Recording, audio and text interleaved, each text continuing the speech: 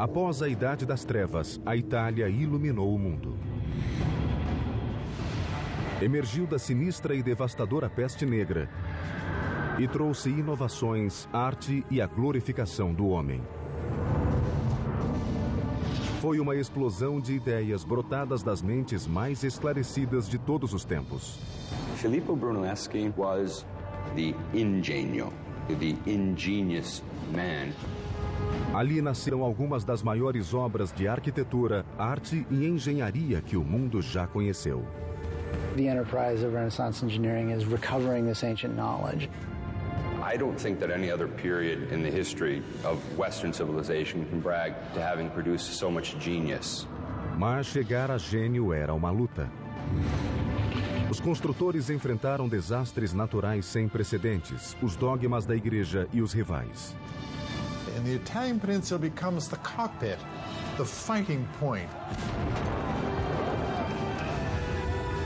Essa foi a era dos arquitetos, a qual criou a gratificante sensação de que nada era impossível.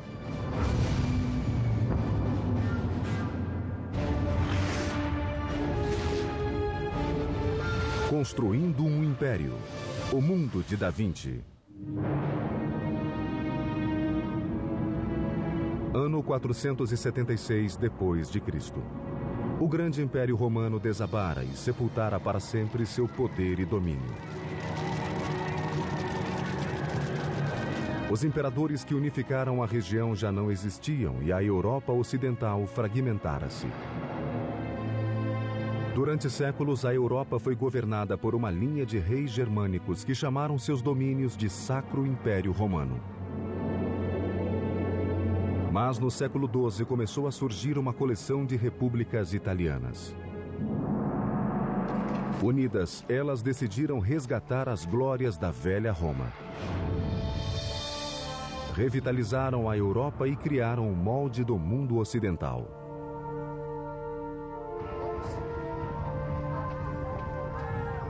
Hi, I'm Peter Weller. And in 2001, I came here to the city of Florence to finish a master's degree in Italian Renaissance art history at Syracuse University in Florence. The Italian Renaissance is as overwhelmingly mind-blowing as it is beautiful.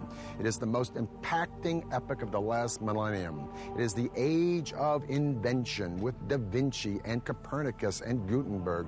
But it is also the age of the cult of personality. It is the time when that unknown artisan or craftsman will become the artist. It is the time when that nameless builder will become the architect.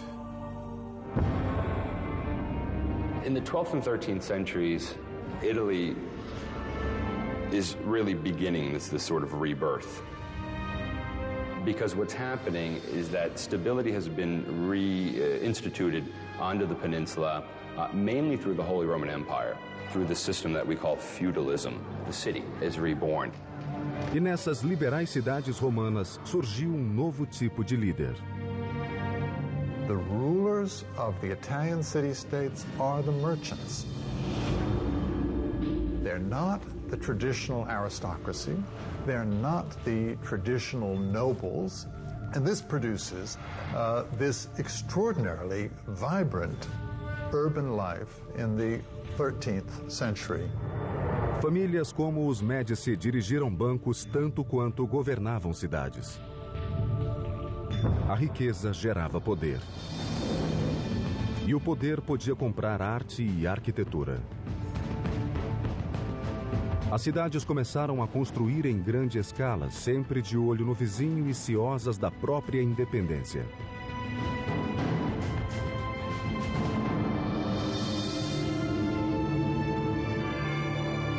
The foundation for the Renaissance is the city. Everything that happens in the Renaissance, from art, architecture, engineering, literature, all the things that go on depend upon the city.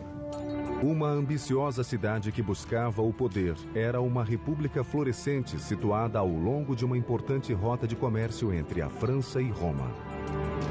Seu nome era Siena. I come here to the Piazza del Campo once a year to witness that medieval harangue on horseback around here called Palio. 3 times around this Campo, 90 seconds of speed and violence on bareback horses. When the horses run, they pass this magnificent 15th century sculpted fountain called the Fonte Gaia by Jacopo della Quercia. Now today, when we turn on a tap, we just take it for granted that H2O is going to come out. But the Sienese needed this fountain because when they were making all this loot, prosperity begets a city jam-packed with people. And more people demands, as we have seen with Persia, with Carthage, with Rome, with the Maya, more water. Mas prover essa cidade de água suficiente era um desafio complicado. Siena doesn't have a river very close. So they had to find this water somewhere else. They thought they could find another way to go and search for water. And that way was building some tunnels underground. Escavando uma rede de túneis subterrâneos, chamados bottini, os engenheiros chegaram a fontes naturais e lençóis de água que havia na periferia. Aos poucos, a água chegava a esses túneis muito estreitos que acabavam em tanques. Mas escavar esses bottini não era fácil.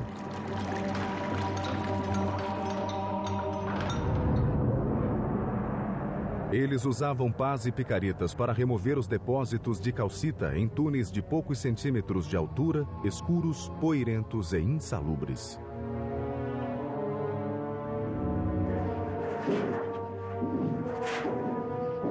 A bottino like this one would sometimes run for miles and miles, so the engineers had to know just where in the heck they were going. So every so often they dug a hole up to the surface, and these holes were called occhi, or eyes. It would give the engineer a sense of where the direction of the bottino would be, and if they were wrong, they could redirect the bottino.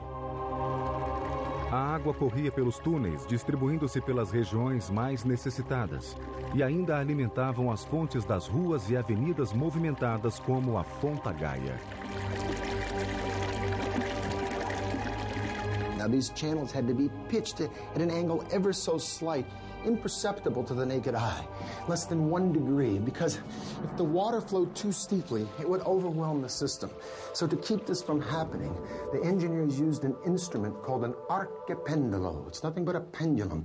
It's a stick with a string and a weighted ball or stone at the end. No matter how much you pitch the stick, the string will always remain vertical, giving you a vertical line in a relationship to the tilt of the horizontal stick. In this way, the water would flow quietly and evenly into Siena and fill up the Fonte Gaia.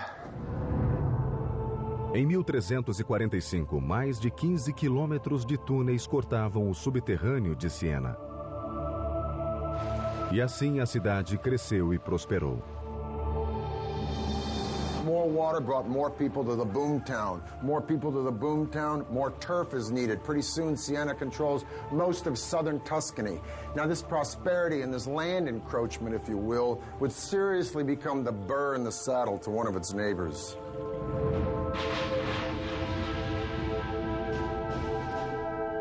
Florence and Siena are the two dominant republics in Tuscany.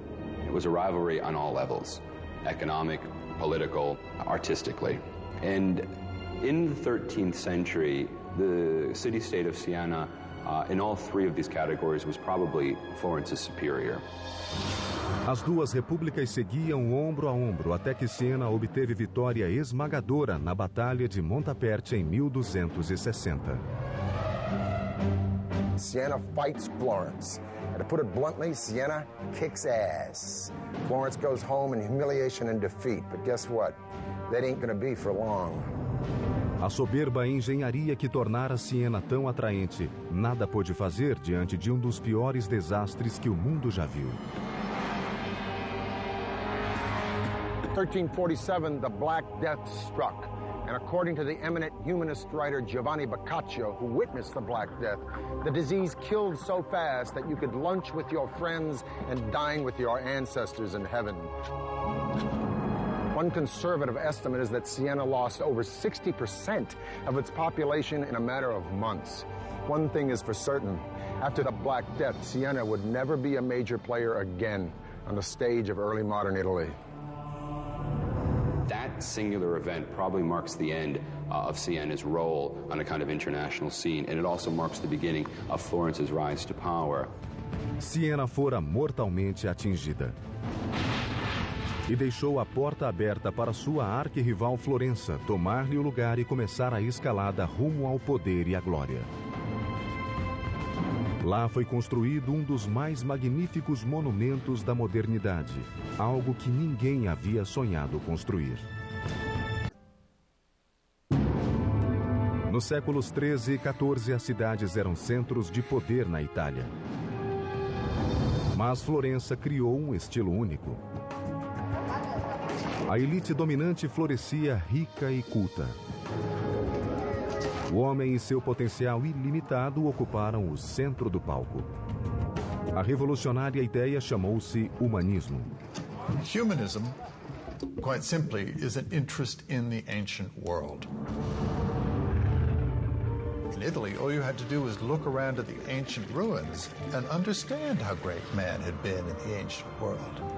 It was all there. If we could imitate that building, if we could take the principles of that building and apply it to our buildings, then we'd have something really remarkable. Quando a peste negra atingiu a Europa em 1347, Florença não saiu ilesa. Praticamente metade da população foi dizimada. Toda a região levaria mais de 50 anos para se reerguer. Mas seria uma recuperação que assombraria o mundo. Chamou-se Renascença, que significa novo nascimento ou revivência. Por toda a Toscana, uma elite privilegiada de famílias abastadas começou a encomendar projetos grandiosos a artistas vindos do povo. There is an appetite among those who survive to enjoy life, to do other things, to understand or to sense that the life is to be exploited in some way for those who are alive. Os Médicis de Florença, uma das famílias mais ricas da Itália, liderou o resgate da glória de Roma, restaurando-a em Florença e transformando a cidade em uma nova Atenas. The structure of patronage has changed. Patrons are using artists and architects to celebrate themselves. O exemplo central desse esforço seria a catedral, no coração de Florença. They've never seen a structure that looks like the one they want to build. Right? That's a matter of ambition, of idea. See that big old church behind me with that scaffolding on it? It's called Santa Maria del Fiore, otherwise known as the Duomo, or Cathedral of Florence. It was built by a guy named Arnolfo da Cambio around 1200s, but you know what? He was dead before it was ever finished. Arnolfo intended for the church to have a dome, but he's dead, so the church stands for a whole bunch of decades without any dome on it at all. Finally, in the 1400s, it's left up to a guy wearing a real genius suit named Filippo Brunelleschi to not only change the entire idea of building to become an architect, but to make the entire field of architecture a design. Brunelleschi vinha de uma família de classe média e devia se tornar funcionário do governo tal como o pai. Mas ele amava e admirava as artes e começou estudando ourivesaria. It's only in his early 30s that he then moved over and began to become what we now call an architect. Now, Brunelleschi is a maverick and he's brash. His dad is a notary. Brunelleschi wants to study sculpture. Wonder how his dad reacted to that one, huh? Probably like my old man reacted when I told him I wanted to go to New York and become an actor. In any case, by his early 20s, Brunelleschi is a pretty fair goldsmith. Now, in 1401, the baptistry decides it wants to replace its doors, so they hold a competition. Competition comes down to two guys, Brunelleschi and the international Gothic man of the hour, Lorenzo Ghiberti. Brunelleschi was pretty good, But he ain't no Ghiberti. Ghiberti wins. Brunelleschi runs away with his tail between his legs, humiliated in defeat. He loses the competition to Ghiberti in 1401. And it sets up the kind of perfect opportunity for him to leave the city of Florence, then go to Rome and study the secrets of the ancients. Brunelleschi deve ter passado quase 2 décadas em Roma, examinando as obras mais importantes da engenharia antiga. Renaissance Italians are fascinated with the way Romans did everything, the way things were done in ancient Rome, and building is no exception. A big part of the enterprise of Renaissance engineering is recovering this ancient knowledge. Uma obra em particular deve ter causado especial impacto em Brunelleschi: o Panteão. Teriam os romanos descoberto o modo de construí-lo sem as armações de apoio? Nessas 2 longas décadas, ele deve ter examinado cada centímetro do domo, cujo diâmetro ultrapassava os 40 metros, tentando desvendar o segredo de sua construção.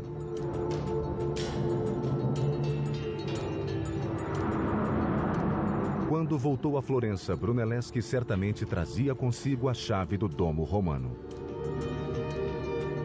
It seems that Brunelleschi reappears in Florence just at the time that the opera of the cathedral was in fact planning on this competition for the design of the dome. The cathedral was to be, upon completion, the largest church in all of Christianity.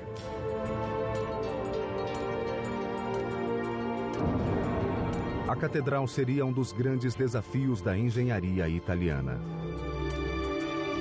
They were building it large to sort of show the world exactly how important this city was on all levels. The problem was that they were setting themselves up for a big fall. Diferindo dos demais arquitetos, Brunelleschi propôs um método que o expôs ao ridículo. Projetou o domo sem os tradicionais arcobotantes, nem apoios de madeira, nem armação interna. General public opinion was that Brunelleschi had gone very simply mad. They also began to realize that no one else seems to have any clearer picture of how to pull this thing off, and so they begin gradually sort of heed his words. Brunelleschi conseguiu seduzir os juízes com o projeto, mas para sua consternação, a comissão estipulou uma condição que ele julgou aviltante. It seems that fate would rear its ugly head because he would have to share that role with his nemesis, Lorenzo Ghiberti. Muitos estavam convencidos de que o projeto não daria certo. Brunelleschi não só teria de projetar o domo, como precisaria arquitetar a derrota do rival. A 7 de agosto de 1420, com o arquiteto supervisionando cada detalhe, finalmente teve início a construção do grande domo. What Brunelleschi decides to do is to construct not one dome, but 2. Okay? A dome within a dome. Dentro da catedral, os fiéis poderiam apreciar a belíssima decoração interna do domo. Por fora, entretanto, o segundo domo tinha propósito mais funcional. He would use that second shell to protect the inner dome from rain, but at the same time to make the entire structure look more gonfia et magnifica, more swollen and magnificent. Para dar às cúpulas uma base estrutural, nervuras de mármore foram instaladas em cada vértice do domo octogonal. A seguir, uma série de arcos foi construída para cruzar com as nervuras em ângulos de 90 graus. Mas Brunelleschi enfrentou um problema logístico. Achar um modo de içar várias toneladas de material a mais de 60 metros. And so Brunelleschi devises something we call the ox hoist. Atrelados a um timão, 2 bois faziam girar um pilar que erguia e baixava um guindaste. A marca do gênio estava numa rosca que mudava as engrenagens para a frente e para trás. Ou seja, os bois não precisavam ser desatrelados para trocar de lugar. Ficavam andando na mesma direção tanto para erguer quanto para baixar o guindaste, economizando horas diárias de trabalho. Nessa tarefa foram içadas mais de 30.000 toneladas de material. Apesar de todo esse trabalho, cada peça ainda precisava ser transportada lateralmente e colocada no ponto exato a dezenas de metros de altura. Para resolver esse problema aparentemente insolúvel, Brunelleschi projetou outro tipo de guindaste, chamado castelo. The castello was a crane that they used to move weights horizontally. Instalado no alto da cúpula e semelhante a um cavalete, tinha um sistema de trave mestra e contrapeso, permitindo a colocação do material com precisão milimétrica. These are the machines that he was introducing, and these are the machines that made it possible for such a dome to have been built.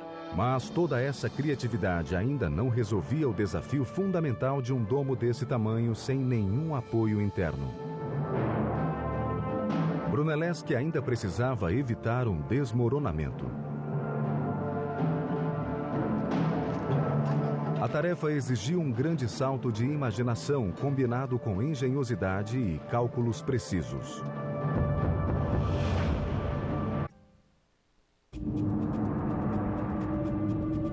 Em 1420, Florença, Itália.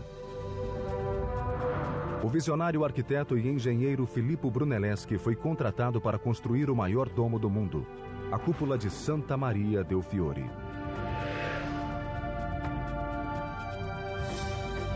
Como o domo não tinha suporte, o desafio era evitar seu desabamento. Now, it's one thing to invent a clutch and a flywheel, and you got the donkey only going in one direction, saves a lot of time, and then you invent a crane, it brings the stuff up high. But the more important question is, I'm standing on top of this dome, and how did Brunelleschi keep this sucker from caving in?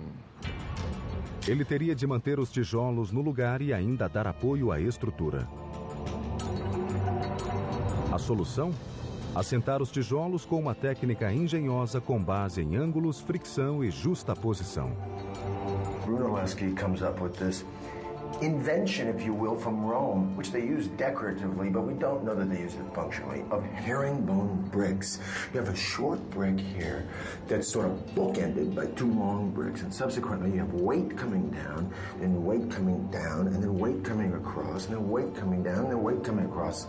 The whole point of this is that a herringbone pattern will displace the weight out and down instead of just directly down where you might have collapse of your dome. Para resolver o problema oposto, isto é, o deslizamento para fora, Brunelleschi instalou correntes em volta do domo octogonal horizontalmente.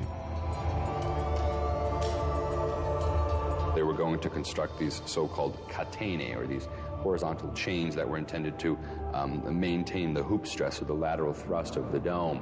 5 correntes foram interligadas em intervalos regulares para suportar o domo e agir como contrafortes invisíveis. O tempo todo, Brunelleschi foi forçado a supervisionar a obra com um colega e rival, Ghiberti. Agora, com a ideia de instalar as correntes, ele viu a oportunidade de se livrar de Ghiberti.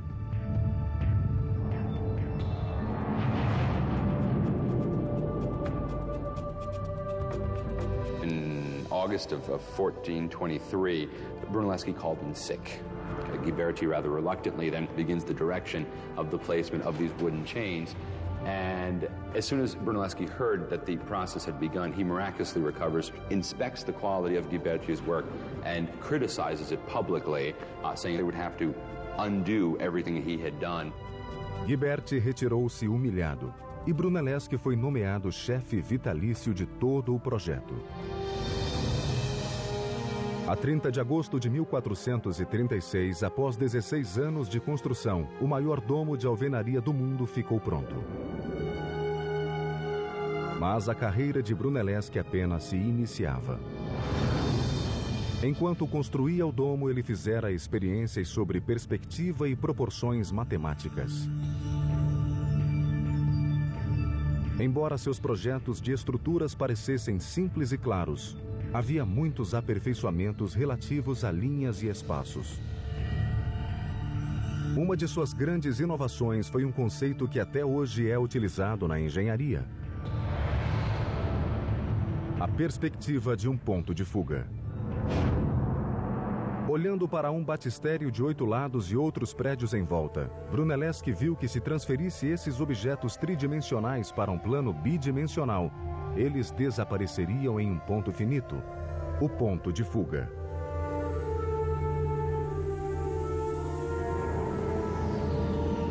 O tamanho aparente de um objeto diminuía à medida que aumentava a distância do observador.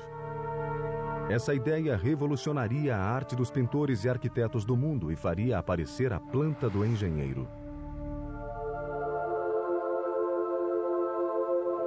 What it does in architecture is change the game all the way through Frank Lloyd Wright and to Frank Gehry today. Because architecture is no more just building. It isn't figuring it out in the dirt and saying, hey, if this wall is that long, we got to make the spire that high. Now they can deduce it and put it on paper. It's no longer the builder who's in control, it's the architect. Before Brunelleschi, most projects were based on approximate models. This would come to an end when Brunelleschi began this practice of what we call paper architecture, and that is clearly indicating what his plans were, and then begins the sort of modern tradition of architecture today. Os novos projetos de Brunelleschi foram testados em 1442 na construção da Capella Pazzi. Now, this building behind me is the chapter house for the Church of Santa Croce, a Franciscan church. It's called the Pazzi Chapel. I'm going to talk to a man I'm a little nervous talking to. He's one of my own professors from Syracuse University, Dr. Rab Hatfield, and he's going to explain why this chapel is distinct from what Brunelleschi was doing before this. Let's go look on the inside. Let's go see them. It's all about relationships. He's trying to figure out an arrangement of all of these pieces so they all fit together perfectly, just the way the bones all fit together in your body. Right. Your Renaissance architect, thanks to the invention of scientific perspective, where they learn how to represent space, and it's Brunelleschi who invents this, learn to see things in 3D, learn to imagine things in 3D.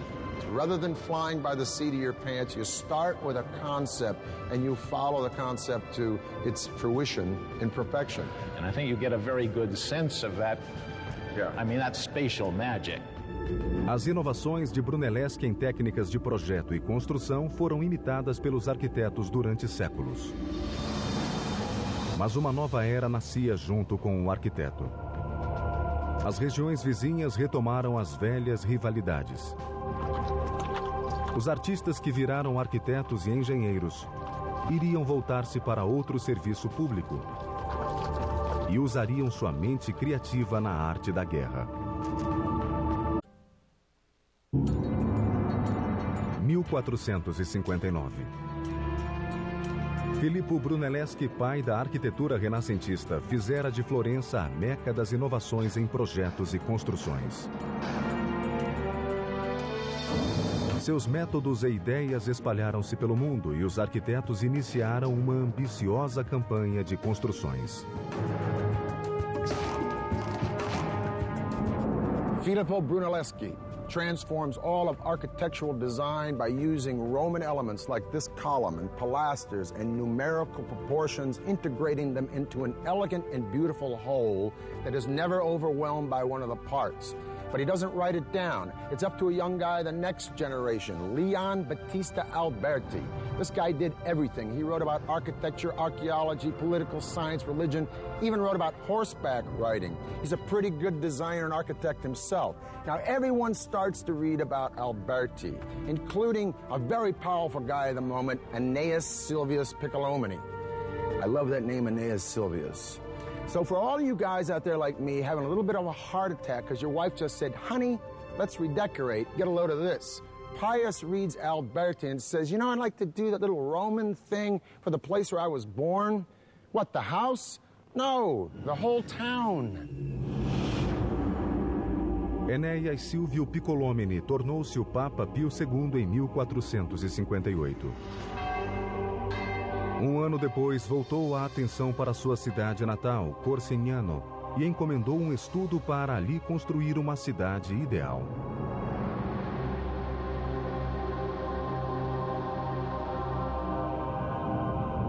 This is the Tuscan town of Pienza. And this is my friend and a guy who taught me, Rocky Ruggiero from Syracuse University. I want to ask you first, is this the first real Renaissance town that's planned as such? To come to this backwater town where, population is a couple of hundred people, it kind of gives Pius free rein. So what he does is to create this rather imposing cathedral. And it's that first impression that you get. And then around this particular structure, he will organize all of the other various archetypes. If this piazza is so perfectly planned with its perfect bishop's palace and its cathedral, why are these streets always crooked? I come up here, I don't know where I'm going. This is actually done intentionally. One thing they didn't want to do was to let people know how small it was. And so they intentionally keep these streets from forming a direct axis so that you always have a corner that's sort of obstructing your view, and it makes it seem much larger than it actually is. Quando as obras terminaram em 1464, mais de 40 prédios tinham sido construídos ou reformados. Cada um era uma importante expressão dos ideais revolucionários. A cidade como um todo espelhava o significado da própria época. Contudo, a sensação de harmonia em Pienza não durou muito. Os ideais que glorificavam o homem e o potencial humano sofreriam duro revés.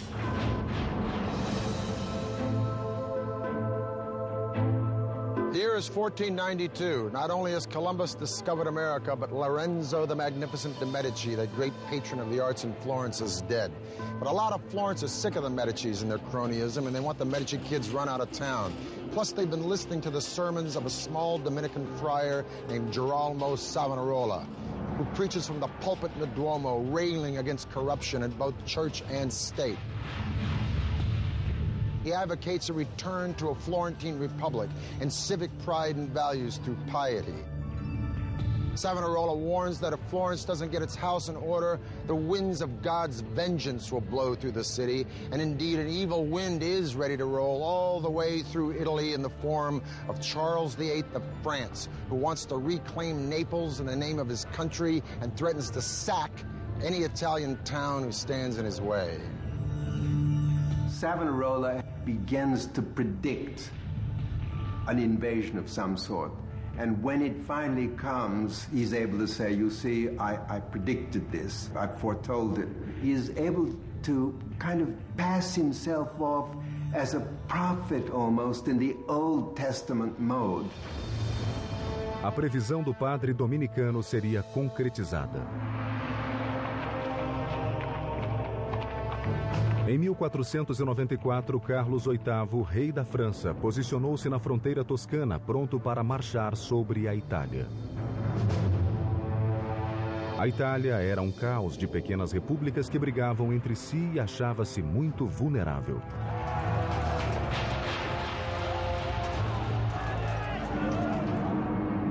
Os construtores que haviam criado monumentos para exaltar a humanidade poriam seus projetos a serviço da guerra nessa nova etapa. There is no such thing as a trained military engineer. And so it is that your greatest architects of the Renaissance, although sometimes they probably started out knowing nothing about it, were called upon to design the fortifications of major Italian cities. Inovações e tecnologia avançada estariam agora a serviço do exército. A arma favorita de Carlos VIII era um potente canhão. Diante dele, as muralhas se desfaziam em pó. The cannon became much more reliable and also able to launch a projectile that was much larger, heavier, and to launch at a further distance. And so Charles VIII brings these cannon with him over the Alps, and it becomes immediately clear that he can knock down virtually any fortification that he chooses. And this is a terrible thing. I mean, this is a crisis, right? Because all of a sudden you can't hold them off. As muralhas medievais, altas e esbeltas, eram facilmente destruídas pela força dos novos canhões. Elas não mais ofereciam proteção.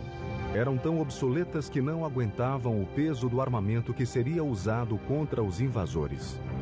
The new cannon had strong percussive powers. You could not put a new cannon on the old medieval wall and fire it because it would shake its own wall down. Os engenheiros italianos projetaram muralhas mais baixas e espessas que aguentariam o armamento e resistiriam às temíveis balas de canhão. This new wall will resist, in fact, these larger guns because it can absorb the impact of the larger projectile. Os engenheiros também mudaram o formato das muralhas que cercavam a cidade. Military engineers develop an angled wall. As defensas, ou muralha em formato de estrela, mantinham os atacantes à distância, pois os ângulos escondiam os artilheiros e lhes davam ampla visão. The cities become star-shaped, and you have the development of these large star plans with angled bastions that project from the city walls with their flanking coverage on either side. The angles create a series of faces. And the faces are very important because the different corners of the city can, as it were, protect one another. O bastião tornou-se o novo modelo de fortificações defensivas, despertando o interesse dos comandos militares de toda a Europa. Logo, porém, a atenção se desviaria de Florença e da Toscana para um novo poder que seria redimido através de monumentos gloriosos e obras de assombrosa arquitetura.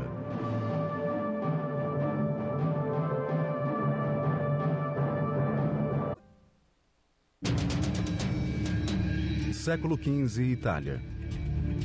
Florença tornou-se o centro da Renascença, espalhando pelo mundo novas ideias sobre arquitetura, artes e engenharia. Mas a atenção de todos logo se voltaria para um antigo poder que retomava seu lugar com força e majestade.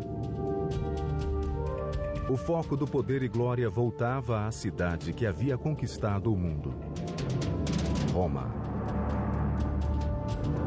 In the early 1300s, there's a big beef in Rome about who exactly is pope. So the rightful pope supposedly goes off to France. And for the next several decades, the papacy lives in France. Now, by the 1370s, when the popes come back to Rome, Rome is a ghost town. And for the next 100 years or so, all the way through the Renaissance, each pope is successively trying to rebuild Rome. Now, in the 1490s, when the Medici are booted out of Florence, Florence becomes a republic, yeah, but they're broke. And so all these famous cats like Vinci, Raphael, and Michelangelo, they split Florence because Florence is no longer happening. If you're a player, the place you want to be is Rome. Rome had been nothing in the 14th century because the popes had moved out. But they come back in the early 15th century, and from that point on, they began gradually to reorganize the papal state. Papa em particular desencadearia uma onda de revitalização e engenharia sem precedentes. Seu nome era Sisto V.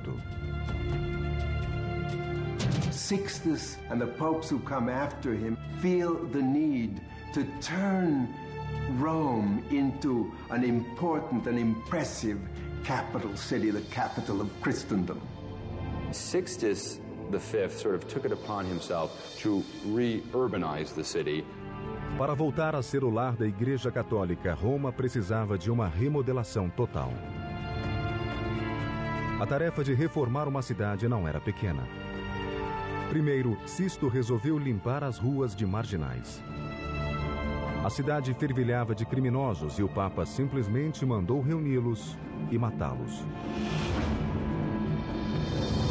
O passo seguinte foi restaurar os aquedutos, um dos maiores símbolos da engenharia romana. Quando a água voltou, a população cresceu e a cidade floresceu. As estradas foram pavimentadas e as ruas alargadas. A cidade explodiu em grandes construções. Mas Sisto não estava satisfeito. Ele tinha um plano para a cidade: fazer dela um reduto de desenvolvimento e cultura através de monumentos estonteantes. One of his particular practices was, in fact, to use the ancient Egyptian obelisks that had been brought to the city by the ancient Romans. These were military trophies that the Romans had brought back in ancient times and had erected throughout the city. We know today that there are more Egyptian obelisks in Rome than in Egypt itself. And how Sixtus used these obelisks was to, in fact, place them as urban exclamation points. Sisto quis erguer desses obeliscos diante de uma nova catedral, a Basílica de São Pedro. Mas havia um problema. A agulha pesava mais de 300 toneladas. Moving the obelisk was no easy task. Sisto passou o problema para o arquiteto e engenheiro Domênico Fontana. O plano de Domênico era simples, mas muitos o julgaram inexequível. Para proteger a agulha, ele a envolveu em uma colossal torre de madeira. Ao longo desta, mandou prender barras de ferro. A armação de madeira tinha colunas que se erguiam a mais de 30 metros. Cordas pendiam das barras de ferro de tal modo que o obelisco podia ser içado com cabrestantes. Para a operação foi chamada uma equipe de mais de 900 operários. Com 40 cabrestantes, a agulha foi erguida do chão e pousada sobre uma plataforma rolante que a levaria ao novo local. A 30 de abril de 1586, sob o olhar vigilante do Papa, teve início a incrível tarefa de transportar o obelisco. When the men were hoisting it up, they were under command to remain silent throughout the whole process, under pain of death, if one of them, in fact, broke the silence. Finalmente, após 17 dias de penoso avanço, o obelisco chegou ao novo lar, em frente da Basílica de São Pedro, onde está até hoje. A notícia da extraordinária revitalização de Roma espalhou-se pela Europa. A capital do Velho Mundo ocupava novamente o centro do palco. A era dos arquitetos, iniciada em Florença, seguia caminho em Roma e no resto da Europa. Artists of all sorts could create such beauty, such wondrous works of art on the scale of St. Peter's Basilica, like the obelisks that were erected throughout the city of Rome, like the dome of the cathedral in the city of Florence. It gave the human significance again, and it gave us a bit of an attitude as well, that we are again the center of all things. And many people think it is with the Renaissance that modern culture actually begins.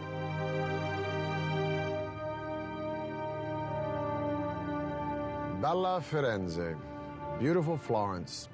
Well, it looks pretty bella today, but believe me, in 2001, when I was sitting in a freezing apartment down there in the Arno in the middle of the dead of winter, pounding out papers until 4 o'clock in the morning on Botticelli, it didn't feel so bella. Matter of fact, I was just about an inch from getting the bella out of here, going back to my day gig in L.A. But I stayed, and I got my degree. And I keep coming back here to Florence and Siena, I don't know, to be of service, to teach a field trip or two, perhaps to sit in on a lecture by one of these brilliant professors who lives here and runs around Tuscany trying to explain how the miracles of the artists and architects of Italy in this period did so much to pull us out of that dark age and illuminate the daylight of our modern world. For the History Channel, I'm Peter Weller.